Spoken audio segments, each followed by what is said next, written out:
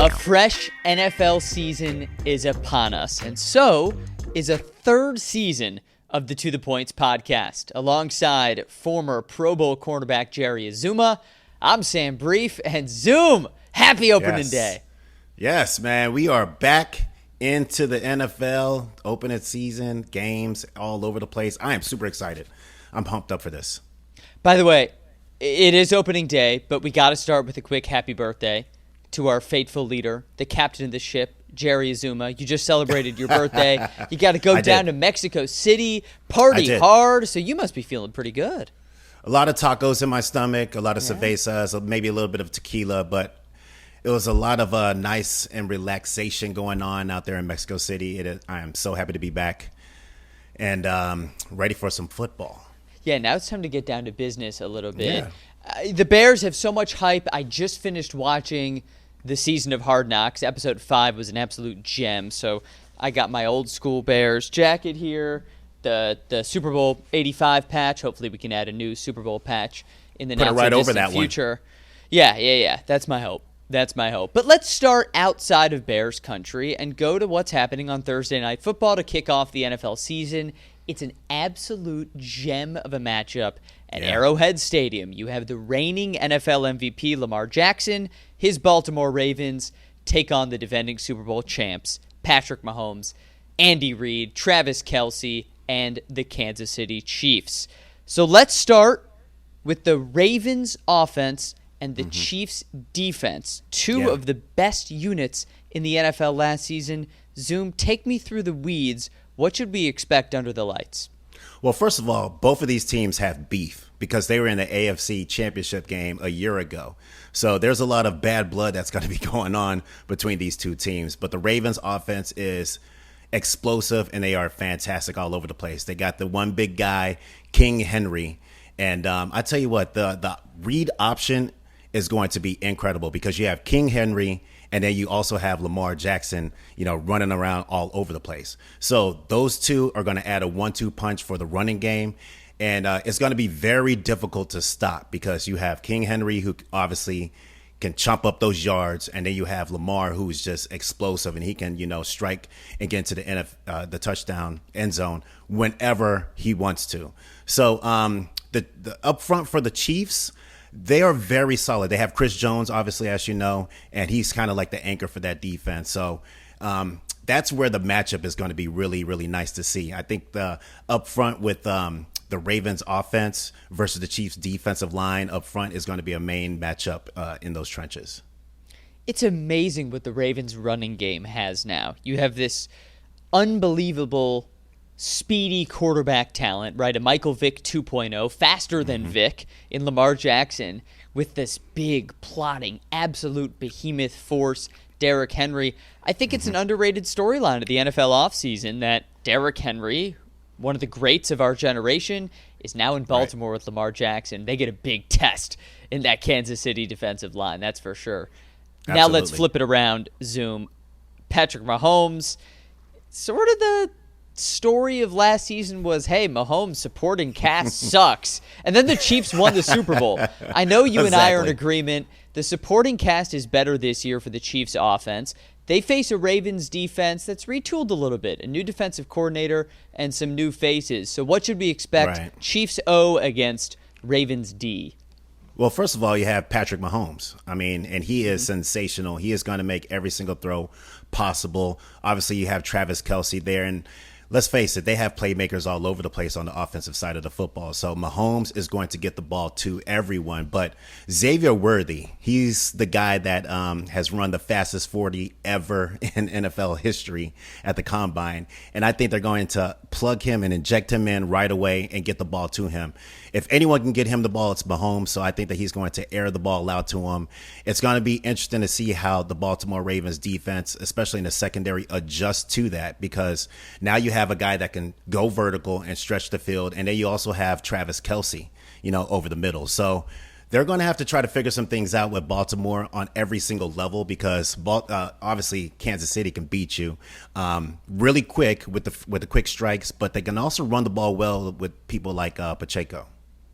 So it sounds like your eyes are on Xavier Worthy. I know mine are too. It feels unfair. Like it feels like I whip out my phone and Venmo Jeff Bezos like $100 right now. It's the rich getting richer. How did we let Xavier Worthy, this next level talent, fall into Mahomes and Reed's lap? It's just, I mean, Right. Come on. It feels like cheating almost. It does. Yeah, It definitely feels it's like not. cheating. It's not. Like, to be clear, Zoom and I are not saying that the Chiefs are cheaters. They're great people, I'm sure. Never met them. But, yeah, Worthy is going to be a force to be reckoned with. Okay, Right. So you gave me some of the matchups to watch. You got a pick for Baltimore, Kansas City? I tell you what, I think this game is going to be extremely tough. Like I said, there's a lot of bad blood, and I think it's going to be reminiscent of like a playoff type of atmosphere in game. Obviously, the Chiefs, the Super Bowl champions, the banners will be dropping that night underneath the stars, and playing at that stadium is very, very hard. But I think it's going to be a close game. I'm looking at 24-21. I think the Chiefs squeak it out. And I think they take this victory. Chiefs aren't losing on opening night back-to-back seasons. We know what happened last year. Detroit walked in there and beat them. And That's right. Mahomes and Reed were embarrassed.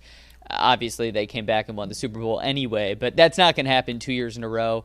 I'll agree with you. I'll go a little more high-scoring maybe. Let's say 31-27 Kansas City. You mentioned the noise. Zoom, I hear so much from current NFL players about how loud it is at Arrowhead Stadium. You played there a couple times. Yeah. Is it that loud? It's extremely loud, but as a player, you're not really thinking about all of that stuff. I mean, there's just too much stuff that's happening right on that football field and in front of your face, so you're not even paying attention to the crowd. But if you start messing up, they'll definitely let you know. Yeah, you got to shut out the noise at That's right. Arrowhead. Okay, That's we right. turn the page from Thursday to Friday. This is the first Friday night game that the NFL has played since 1970, when neither of us were alive. So the first in our era. It's going to feature an NFC North rival, the Green Bay Packers, and the Philadelphia Eagles. I know you're not supposed to wear green in Brazil, so these two green-oriented teams will be taking away the green from their uniforms. Zoom, let's start with Jordan Love and the Packers offense against the Eagles defense. Where are your eyes going to be? I'll tell you what, Jordan Love had a really good year last year. I mean, he was able to come in and make a lot of plays and find his wide receivers.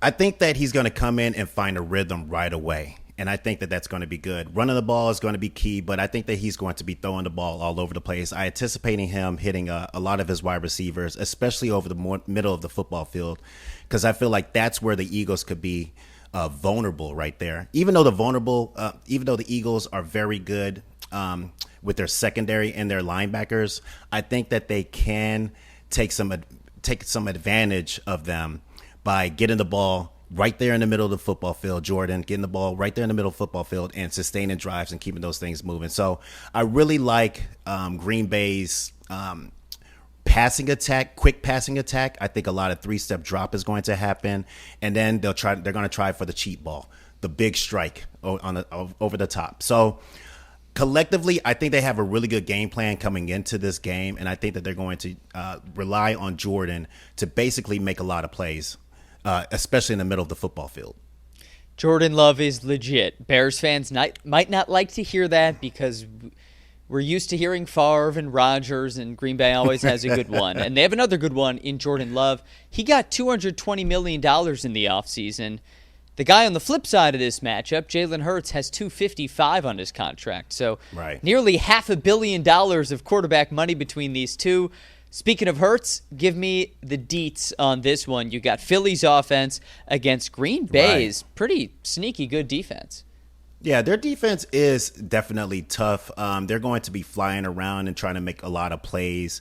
But I really like the offense, of the Eagles. I think that they're going to come together. I think they're going to make some plays, and some good things are definitely going to happen. They have to sew up, the trenches, and I really like that battle right there. I think the offensive line versus that defensive line is going to be a battle.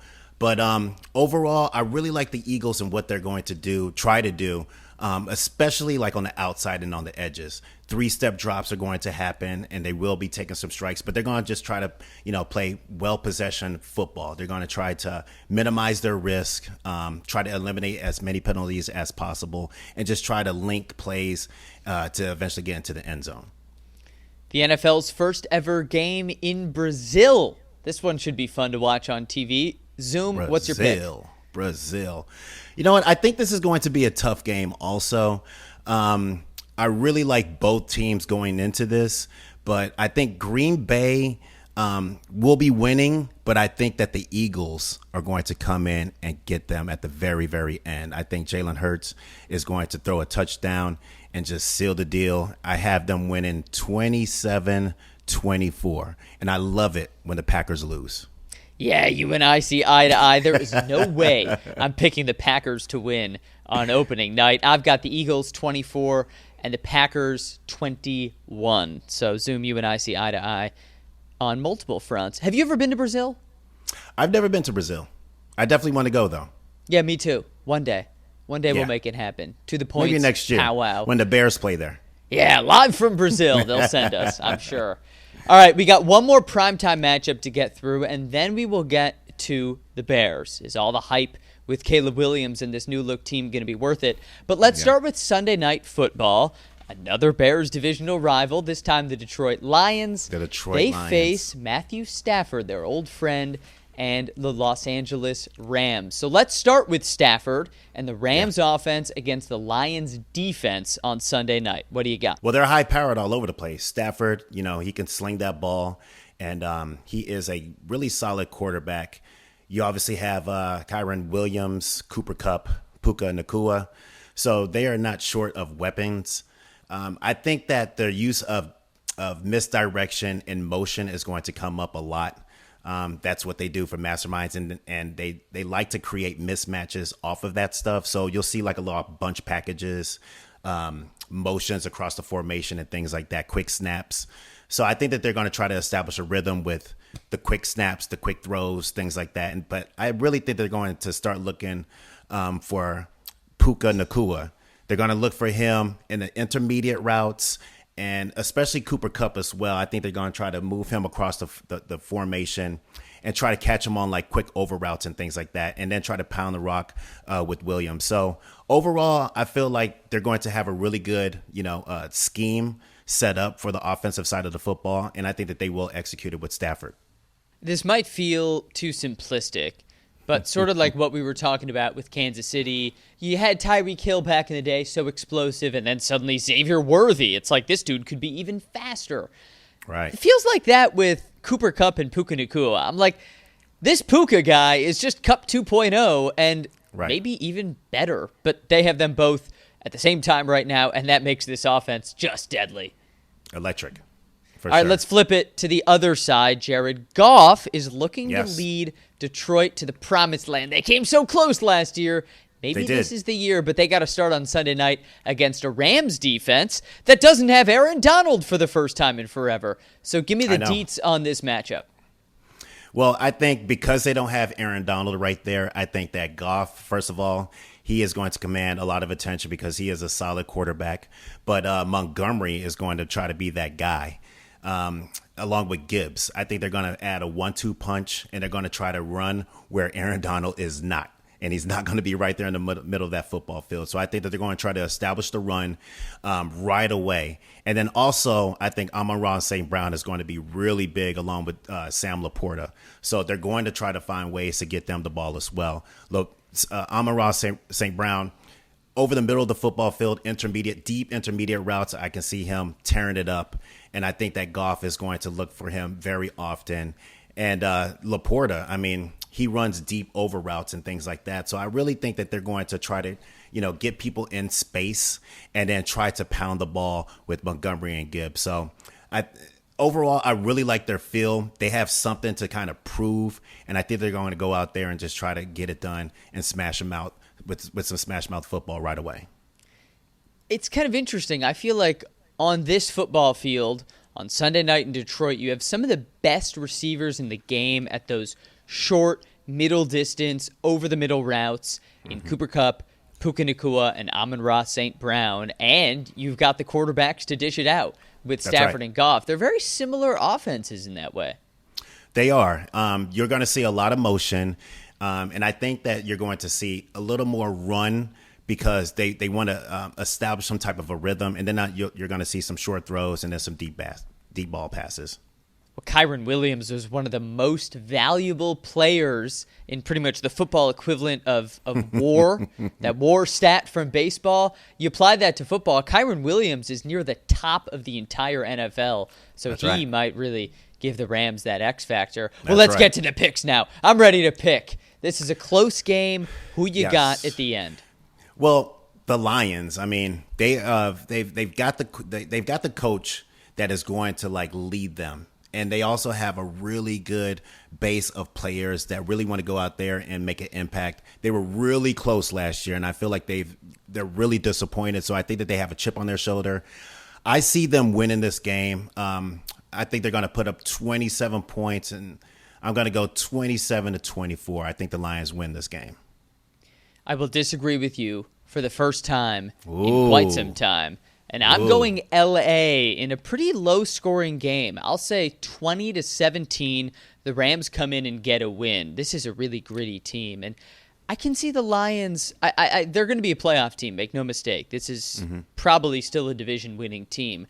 There might be some growing pains, I think, in the first couple of weeks. And it's as they take that step from a pretty good team to a very good team to an elite team, the tape's out on them. They got a first-place schedule now. The target is on the back of the Detroit Lions for the first time since I've been alive. So I'm feeling this veteran team led by Stafford, led by an offensive mastermind in Sean McVay, and a really well-balanced attack to come in and make the last play when it counts. Rams by 3 on Sunday night. You know what? I'm not even actually mad about that because it all helps out the Chicago Bears. It all does, baby, and that's why I'm wearing this jacket. Bear down. Let's start talking about the Bears. That's right. The team that could be the darlings of the NFL, the Hard Knocks glow up, the Caleb Williams hype. Will it all be worth it? Will the Bears actually win enough games to make the playoffs? It all starts at 12 o'clock at Soldier Field on Sunday against a sneaky good Tennessee Titans team. The spread's 4.5. And Zoom, we got to start with the Bears offense. It's good. It's Caleb Williams. It's DJ Moore, Rome Odunze, Keenan Allen, DeAndre Swift. All these guys face off against the Titans defense. So where are your eyes going to zone in? My eyes are going to zone in, obviously, on Caleb Williams. I mean, he is the number 1 draft pick for the Chicago Bears, the franchise quarterback. So hopefully he can be that, and we can sew up this quarterback mess that we've been having, for a long time. And Caleb Williams can come out and just be that franchise guy. But my eyes are really going to be closer to not only him, but it's going to be in the trenches as well, the offensive line. I think the offensive line has to protect him because there are some growing pains that are going to happen with a first-year quarterback, a rookie quarterback. He's going to hold on to the ball a little bit. He's going to get out of rhythm and things like that. So it's going to be for the offensive line to protect him.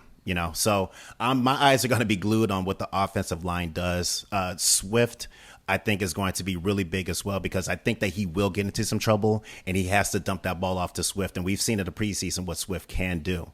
But I really like the receiving core that the Chicago Bears have. They're not short of weapons. If you get the ball out to any one of these guys, they have the potential to take it to the house.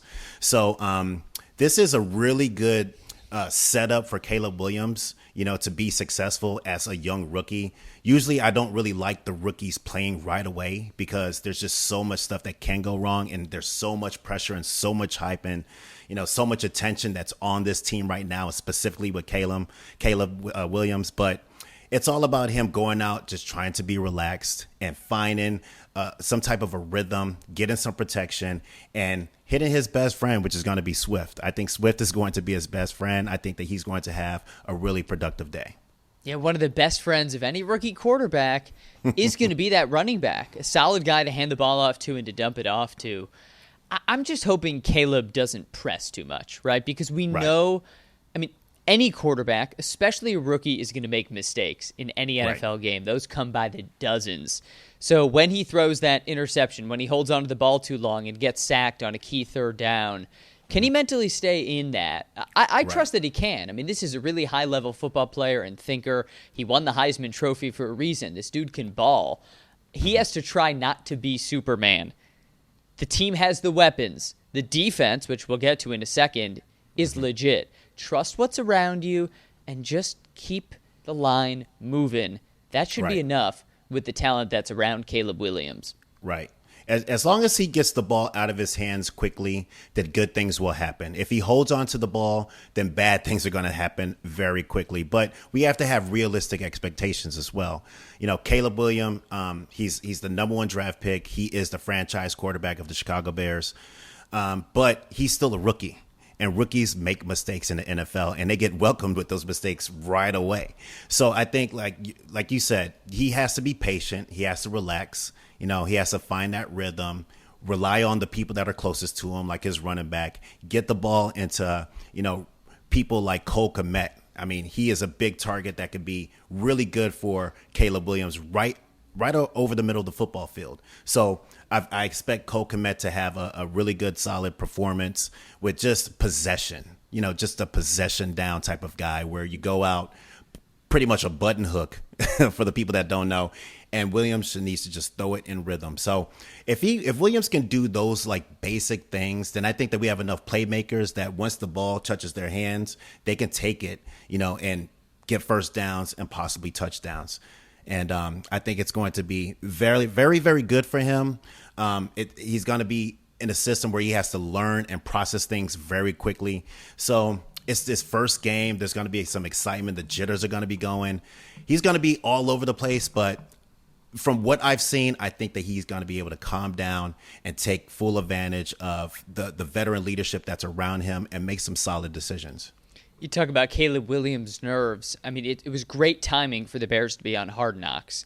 And I remember before the first preseason game, someone asked if he was nervous, and he said, I'm not that nervous. I haven't really been nervous since my freshman year in high school. My first game, I thought I was going to throw up. And since then, he's developed this ironclad mentality. And I know this is the NFL, and nothing's bigger than it, right? The Soldier Field is going to be rocking at 12 o'clock on Sunday. Exactly. I trust that Caleb Williams will rise to the hype, rise to that level.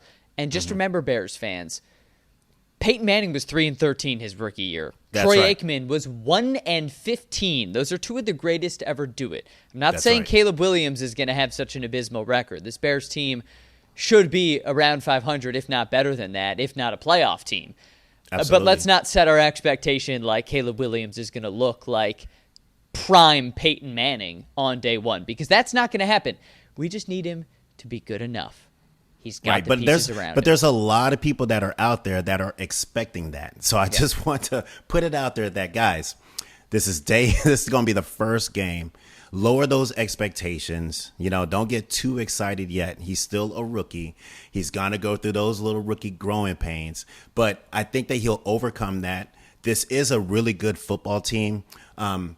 We haven't really seen them perform a lot together. This is a brand new team as well, and brand new coaching staff. So it's going to be a collective group of everybody being on the same page.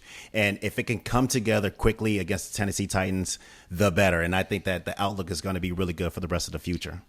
Well, the other half of that collective, the team that has come together, is the Bears defense, which it might not quite be at the level of some of the Bears teams you played on, but they got some dudes here. Montez Sweat, Jalen Johnson, big money guys.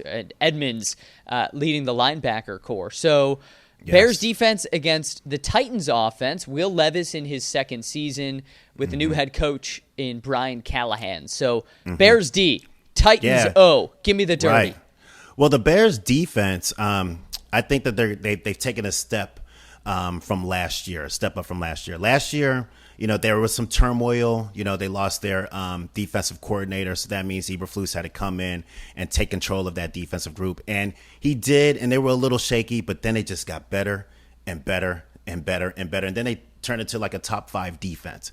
So these guys know how to play. And I think that Eberflus knows how to get the best out of these guys as well. But Will Levis is coming into town, and he's going to be scrappy. You also have Pollard and Ridley. You have this guy by the name of D. Hopkins, who's really good as well. Tyler Boyd is another one. So they're going to be tested for sure. I think the ball is going to be all over the place. The Tennessee Titans offense is going to look completely different because King Henry is gone. So they're not going to have this running machine that they have to try to stop. Even though Pollard's there, he's no King Henry. But I think the ball is going to be in the air a lot. And with that said, I think that the defense is going to come and blitz Will Levis, because Will Levis is a young guy too, but they're going to try to make him uncomfortable as possible. So the matchups that I'm going to be looking for are going to be in the trenches again. I'm going to look for Sweat to come off that edge and be extremely disruptive. The Bears are really good at every single level defensively, and then get into the secondary. I think the secondary is their strength, actually. So if they decide to throw the ball all over the place, I think it plays into the strength of the Chicago Bears secondary, and I think that they're going to turn it to ball hawks and pick Will Levis off. So I definitely have some change on Will Levis throwing an interception against this secondary. Yeah, I would as well, although I will say the Bears secondary is going to be challenged. This is, under the radar, one of the better wide receiver cores in the NFL between DeAndre Hopkins, Calvin Ridley, and Tyler Boyd also. Not to mention a good offensive line. They signed Lloyd Cushenberry from Denver to a pretty big contract. He's the center. He'll be snapping the ball to Will Levis. You anchor that offensive line. You give a guy like Levis good wideouts on the outside, and you put an offensive-minded head coach in charge in Brian Callahan, who has a Super Bowl ring. Right. And this is going to be a solid team. They'll contend for a playoff spot, but will they contend for a win at Soldier Field on Sunday? Zoom, what do you think? Right. They will be. They'll be in the mix for sure, but I'm not even worried about them. I'm just worried about the beloved Chicago Bears. I'm actually going to be watching every single phase of the game, obviously, offense, defense, but special teams is going to be really big too. Torrey Taylor, who they drafted in the 4th round, the Chicago Bears, I mean, this guy has been electric, and I don't think people really understand what flipping the field and pinning an opponent back down, to make them drive the length of the field. And that's very difficult to do, how important that aspect is. Offense, defense, special teams. And right now, the Chicago Bears feel like they have cohesiveness across all of those areas. So Torrey Taylor, I think that he's going to get a couple of bombs, and I think that he's going to help keep Caleb Williams out of trouble as well. And I'm really looking forward, and I'm really excited for this game. I think collectively, if they put everything together and they can just eliminate mistakes and just be fundamentally sound, I think that they're going to really be productive by putting the ball in the end zone, taking the ball away, and then pinning opponents where they have to drive the length of the field, and then they become, a little wild because they're out of their comfort zone. Aussie, Aussie, Aussie. Oi, oi, oi. Torrey Taylor is awesome. Dude's awesome. He is. 48.2. That's the yards per punt the dude averaged his senior year at Iowa. So pretty much half the football field as his average. He had plenty of punts over 60 yards, and he had plenty of practice because that Iowa Hawkeye offense was atrocious. Torrey Taylor was a good pick for the Bears in the 4th round, and now it's time to see that pay off. Zoom, the spread is Bears -4 at home. What's the score we're going with? Yes, so I think that the Bears are going to put some points on the board. I like this group. I like what the feeling of opening night. It's alumni weekend, so I get to see all my guys that I played with and guys that were before me, guys that are after me, and things like that. The field is going to be electric. The stadium is going to be incredible. I'm going to be just jumping up and down for the most part all game. But I really think that it's going to come together. I think that it's going to start off a little rough and then eventually come together, and then they're going to really pound them in the 4th quarter. So I'm going with the Chicago Bears to get this victory at home, and it's going to make everybody feel good and feel at ease, and I think that they're going to cover the spread. So put some change on the Chicago Bears covering the spread. I got the Bears by a point. I think we're going to be so nervous. I say the Bears are losing by a touchdown at halftime. And the sky's falling, and Twitter's breaking in Chicago. And then Caleb leads a drive, Santos punches it through, Taylor holds it down, and the Bears win on a last-second field goal by a point. Sounds like a lot of stuff going on. Yeah, a lot of stuff's going to happen, dude. It's going to be 24-23 Bears. So I'll say the Titans cover, but, you just got to win the game. That's all I really care about. Bears get a win, start 1-0. Okay, Zoom, That's right. Fun predicting all of this with you. And since it's our first episode of the season, I feel like we got to get our Super Bowl picks on the record, just so at the end of the season when I'm right, I can go to the tape and say, look, I actually predicted it. So let's each go AFC champ, NFC champ, Super Bowl champ. Just get it on the board. Get it out there. Man. Into the abyss. You want to start or you want me to start? Why don't you start? Let's hear what you have to say. Okay, I'm just going to rip the Band-Aid off. We're going to make it nice and quick and easy. Okay. I'm going to say Philly over Houston. Oh, that's my gut. Just came out. Philly over Houston. You have Houston going, huh? I got Philly over Houston. C.J. Stroud, second-year quarterback, making it to the Super Bowl. I love what Stroud did in the back half of his rookie year, and I love that even though it was in a loss, he got meaningful playoff experience, which will play dividends in the form of a deep run this year. We know the highlight that they add Stephon Diggs, and a high-level elite veteran wideout like that, that's the real best friend of a second-year/rookie quarterback. But also, look at what they're doing defensively. They added Danielle Hunter, who is among the best edge rushers in the entire NFL. This is one of the best defensive units. D'Amico Ryan's a solid coach. I'll go Texans to take down the Chiefs and make it to the Super Bowl. But in the Super Bowl, they lose to Philly. A Philly team that, if you take out the horrible stretch, just made me sick how bad they looked in the back half of the season. If you take out that stretch, this is one of the best teams in the NFL. I think Jalen Hurts is a dude. And you know what? In the NFL, dudes get the job done. Devonta Smith, A.J. Brown on the outside. Saquon Barkley added at running back. The defense just has to be good enough, and I trust that they will be. So give me Philly over Houston in the Super Bowl down in New Orleans. You know what? I'm with you on Philly. And for all the reasons that you said, they are really explosive, and I think that they are definitely going to get there. But they got to face Lamar and King Henry in that defense. And I don't know, man. I just like the Ravens to finally get one in Baltimore. So I'm going the Ravens over the Eagles. An all-birds Super Bowl.